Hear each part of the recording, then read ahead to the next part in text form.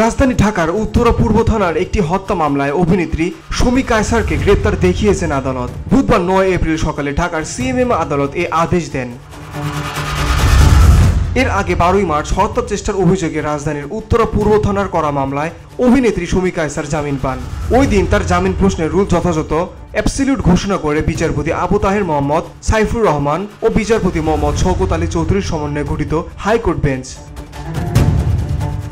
অভিনেত্রী সুমি কায়সারের পক্ষে আদালতে শুনানি করেন আইনজীবী হামিদুল মিসবাহ এবং তার সঙ্গে ছিলেন আইনজীবী আনিসুল হাসান। রাষ্ট্রপক্ষে শুনানিতে ছিলেন deputy attorney general Redwan Ahmed, Ranjib ও জিসান হায়দার।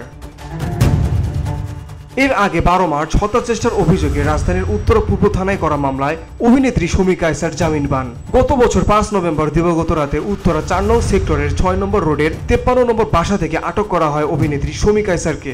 এর আগে ওই মামলায় নিম্ন আদালতে বিফল হয়ে হাইকোর্টের জামিন চেয়ে আবেদন করেন সুমি কায়সার। এই আবেদনের শুনানি নিয়ে গত বছরের 10 ডিসেম্বর হাইকোর্ট রুল দিয়ে তাকে অন্তর্বর্তীকালীন জামিন দেন।